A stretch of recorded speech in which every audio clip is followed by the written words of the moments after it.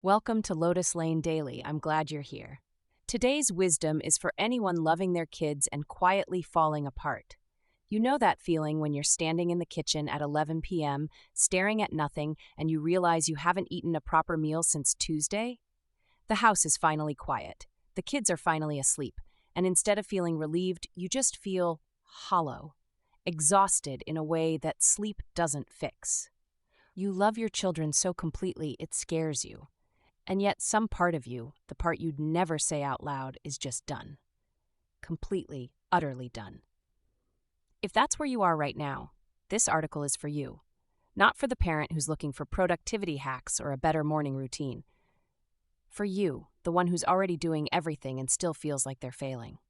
First, you are not broken.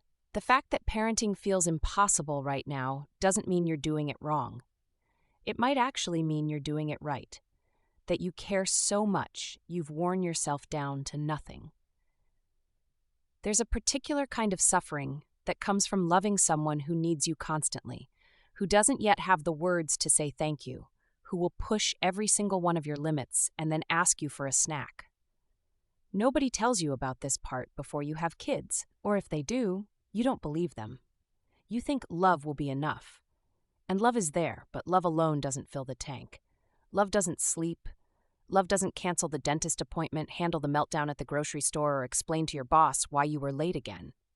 What you're feeling isn't weakness. It's the weight of genuine responsibility landing on a human body that has limits.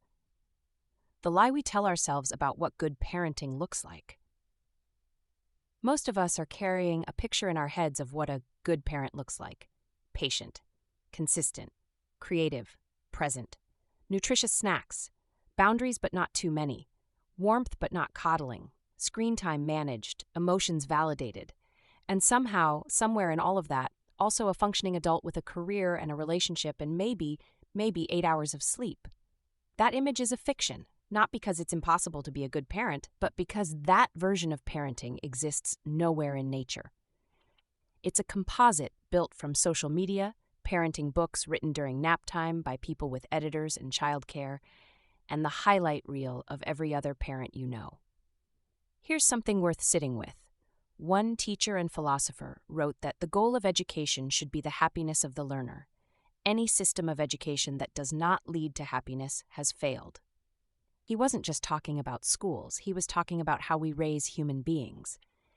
And if we apply that idea honestly to ourselves, we have to ask, what kind of parent can actually help their child find happiness? An exhausted, self-punishing, never-enough parent? Or a human being who has been given and allowed themselves a moment to breathe? Your happiness is not separate from your child's. It is part of it. What nobody admits in the parenting books. Some days are just bad, not because of anything you did or didn't do, not because of your childhood or your attachment style or the way you handle conflict.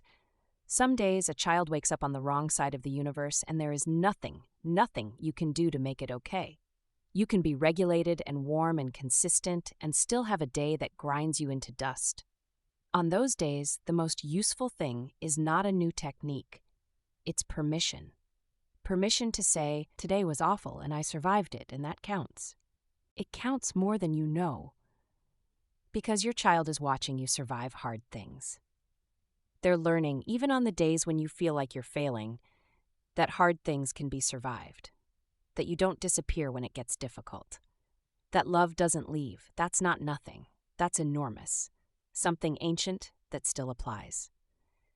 There's a line that stayed with me from a philosopher who spent his life thinking about how human beings grow and change. He wrote that compassion is not about feeling pity for others. It is about sharing their suffering and working together to overcome it.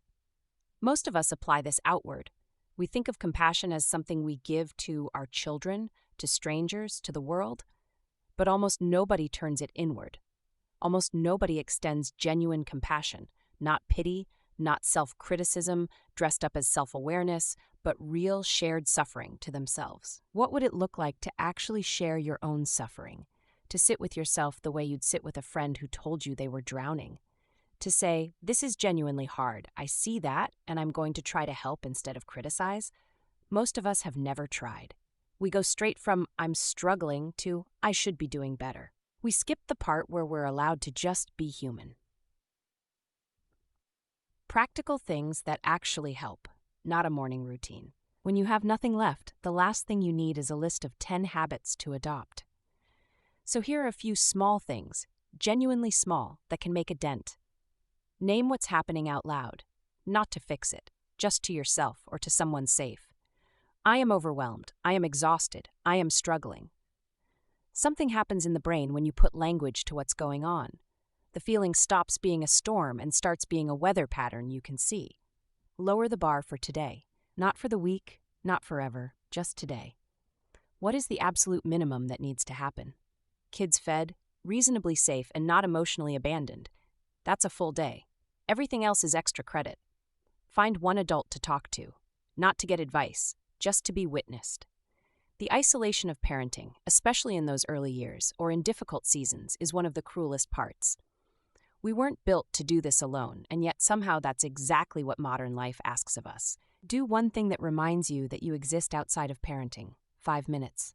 A song you love. A chapter of something. Standing outside, not to escape your children, to remember who you are when you get to choose. When you lose it, and you will lose it, repair it. This is the part that actually matters. Not the losing it, which every parent on earth does, but the coming back. The "I'm sorry I yelled, I was frustrated and I handled it badly." That repair is not a failure. It is, in fact, one of the most important things you can model. What your child actually needs from you. Not perfection. Not Pinterest. Not the parent you imagine you should be. They need someone who shows up. Someone who repairs when they mess up. Someone who, even on the impossible days, is still there. There's an idea, again from that same tradition of philosophy, about what we're actually trying to do when we raise children. It's not filling them with the right information or keeping them safe from every difficulty.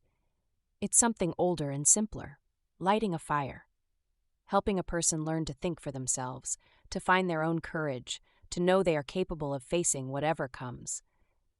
And here's the thing about lighting a fire. You can't do it when you're running on empty and beating yourself up for running on empty. You need a spark yourself. One of the most quietly radical things I've come across, and I mean this, is this. A single warm word can give someone the courage to go on living. Never underestimate the power of your compassion. That was written about how we treat others, but it applies here too. A single moment of warmth toward yourself. Not indulgence, not bypassing what's hard, just genuine kindness can change the rest of the day. You're still here. The fact that you searched for this, that you're reading this at whatever hour it is, means something. You haven't given up. You're looking for a way through, not a way out. That's not nothing. That's actually the thing that separates the parent you think you're failing to be from the parent your child already has. Parenting is hard in a way that is genuinely difficult to describe to someone who hasn't done it. It asks everything of you, and then asks again. On the impossible days, you don't need to be told to do better. You need someone to say, "I see you. This is real. You are doing something important and brutal and meaningful all at once, and you are still here. That matters more than you know." Rest if you can. Tomorrow is another day. Not a perfect one, but another one. And you'll be there for it. That's the wisdom for today. If something here landed for you, share it with one person who might need to hear it too. Take it slow. I'll see you tomorrow on Lotus Lane Daily.